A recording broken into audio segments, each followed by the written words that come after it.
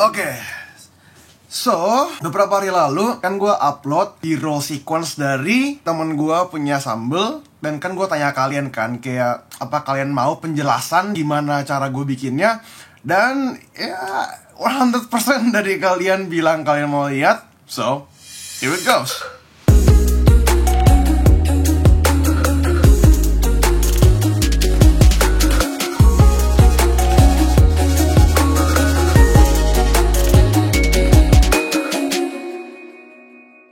Apa kabar semuanya? Cliff Kurniawan lagi di sini. Gila, gue udah lama banget ya nggak bikin video ya. Kayaknya video terakhir yang gue bikin tuh kayak bulan Maret kali ya. Artinya gue selama quarantine gue nggak bikin video sama sekali. Jadi dari Maret sampai Agustus sekarang gitu. So like a lot of things happen. Sebenarnya males aja sih gitu. Tapi well, kayaknya sekarang waktu yang tepat buat gue mulai YouTube-nya lagi. Dan gue mulai dengan video penjelasan ini. So kemarin gue bikinin video buat teman gue, Instagramnya @cookbyjess, di sini bisa dilihat. Dan dia bikin sambel, kayak gue pikir kayak, kayaknya gue bisa nih gue bikin videonya gitu kan. Hari ini gue mau coba run through kayak gimana proses pengambilannya gitu. Nah, for the record, gue rekam video itu pakai kamera Fuji X-T4. Wait, Fuji? Itu video selanjutnya. Jadi cuma buat contoh doang hari ini gua pakai kamera 5D gua ya supaya biar ada yang dipegang aja sih gitu kan. Soalnya X-T4-nya sekarang lagi gua pakai buat ngerekam gua sekarang gitu ya. So, without further ado, let's jump into it.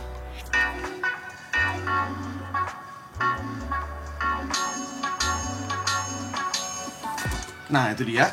Di awalnya gua shoot kayak agak slow motion gitu, and then kamera di bagian yang ini, kameranya itu gue ikutin orangnya. Abis itu gue arahin ke bawah begitu. Kan bawah meja kan gelap tuh. Itu yang gue pakai buat jadi transisi ke frame selanjutnya, yaitu nah itu dia. Jadi yang bagian cabenya ini itu gue sengaja gue ambil dari agak dalam. Nah, di frame ini. Jadi kayak mangkoknya di sini nih. Itu kameranya tuh bener-bener ada di dalam mangkoknya. Pas dia tuang, kameranya gue ikutin begini. Oh, by the way, gue shoot semuanya ini pakai manual fokus ya. Jadi setelah ini, jadi setelah gue tarik kameranya ke belakang, gue lihat kan sebenarnya ini tuh gerakannya itu tuh ada dari kanan ke kiri. Karena dari kanan ke kiri, gue mau lanjutin movementnya ke scene selanjutnya itu dengan cara gue pakai slide effect, yaitu kayak begini. Gitu. Nah, ini sebenarnya penting ya. Soalnya kalau misalnya pakai slide effect yang berbalikan arah, viewernya bakal jadi bingung. Kayak kan tadi kan dari kanan ke kiri, kok malah kebalikan gitu loh. Jadi kayak it doesn't make sense gitu kan. Nah, setelah transisi dari kanan ke kiri juga, yang scene pisau, itu pisaunya juga dari kanan ke kiri juga. See? Gitu. Nah, itu actually bikin a sense of flow. It just goes really well karena semua itu dilakukan dengan cara satu arah begini. So di sini actually lumayan menarik ya, soalnya kalau misalnya kita perhatiin ya, coba kita nonton dulu. Ya itu tuh sebenarnya it's not done in one take. Jadi di footage yang pertama itu, gue suruh orangnya kayak cuma narik doang pisaunya, terus angkat, terus bener-bener berhenti sebelum motong cabenya. Nah sini, ya di sini footage-nya berhenti di sini. Kenapa actually gue pisahin? Soalnya begini, gue tahu kalau misalnya pakai cara kayak begini, gue nggak mungkin bisa shoot pisaunya diangkat begitu dan dia motong cabenya langsung in one smooth motion. Kalau misalnya kayak in one smooth motion kan bisa aja dia potongnya salah. Kalau misalnya pakai cara gitu kan kita harus ambil cabai terus menerus gitu kan. Jadi kayak aduh gagal cabai lagi gitu kan. Nah, jadi caranya gue shoot footage yang pertama berhenti tepat sebelum kena cabainya. Kemudian gue suruh dia potong dulu cabainya. Setelah itu gue suruh dia mulai potong, tapi dari cuma kayak segini doang, blok gitu doang. Nanti hasilnya bakal jadi something like this. Itu kalau misalnya dilihat frame by frame ya, sebenarnya bisa kelihatan kayak oh, gue potong di sini nih. Tapi karena kita nontonnya tuh nggak frame by frame, jadi itu kelihatannya jadi sebuah motion yang lancar gitu loh. Yap. Nah, jadi buat yang scene ini, gue actually ikutin gerakan pisaunya pakai kamera gue. Jadi kalau misalnya pisau tuh kayak begini, gue beneran ikutin juga. Jadi kayak gini.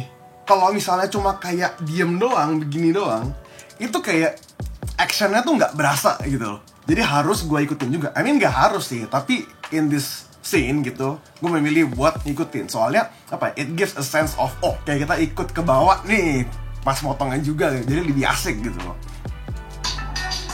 Nah, yang itu.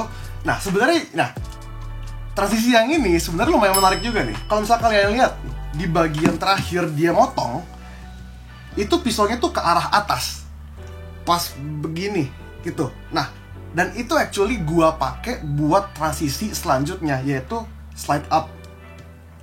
Nah, slide up-nya itu menuju ke scene selanjutnya yang kayak begini. Nah, ini sebenarnya lumayan menarik, soalnya di scene yang ini gue tuh shootnya tuh bener-bener dari bawah ke atas juga. Jadi actually kalau misalnya kayak bikin produk B-roll kayak begini, yang penting tuh sebenarnya gimana caranya lu bisa pakai transisi-transisi yang apa ya, simple sebenarnya, but it creates the flow gitu loh.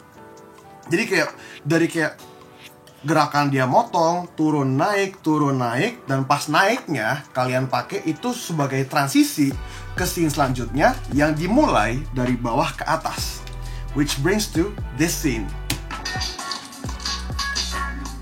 Yap, itu dia.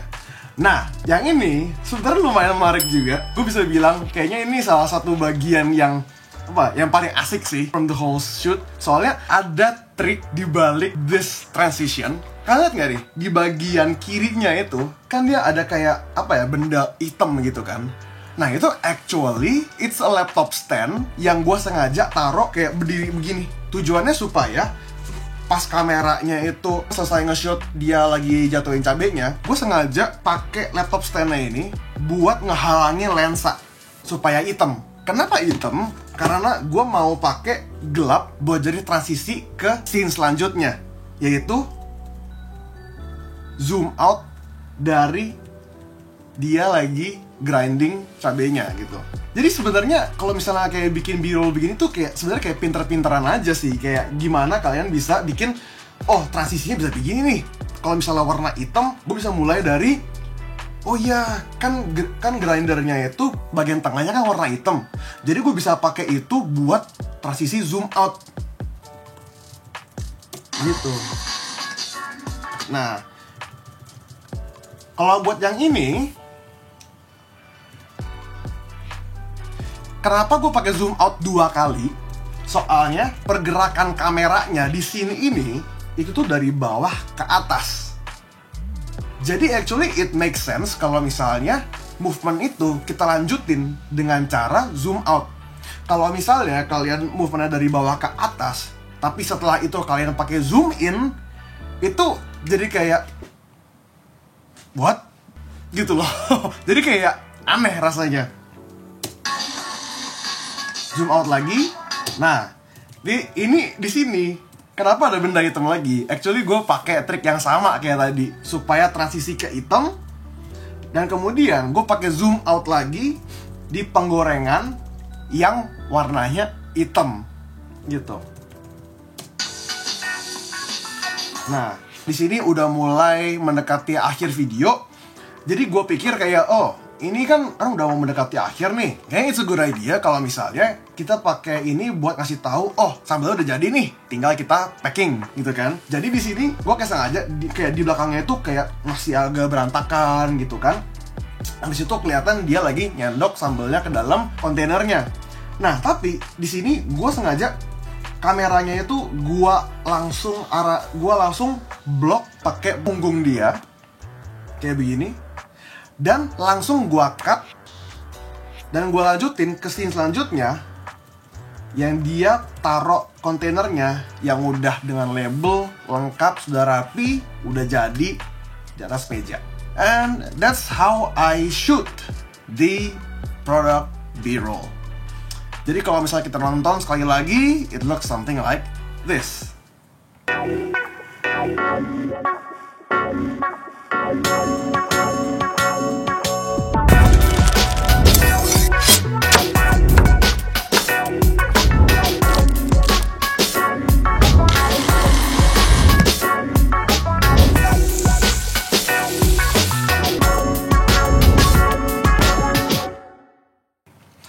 And yeah, that's how I shoot the product B-roll.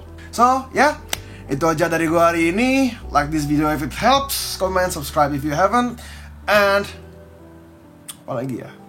Nggak ada. See you guys next time. Peace.